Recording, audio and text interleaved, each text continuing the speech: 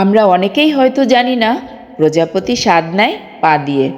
প্রজাপতি এই গ্রহের অন্যতম মনোমুগ্ধকর প্রাণী। তাদের রঙিন ডানা, নিচে বেড়ানো আর স্পর্শকাতর সৌন্দর্য আকৃষ্ট করে সবাইকে।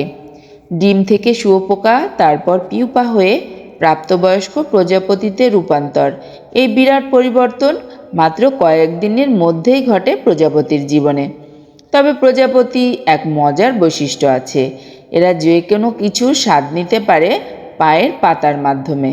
প্রজাপতির পায়ে কেমোরিসেপ্টর নামে এক ধরনের সংবেদনশীল রাসায়নিক কোষ থাকে।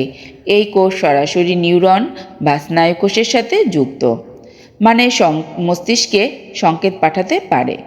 কেমোরিসেপ্টর কোষের মাধ্যমে প্রজাপতি শনাক্তকৃত রাসায়নিক অণু অনুযায়ী মস্তিষ্কে সংকেত পাঠায়।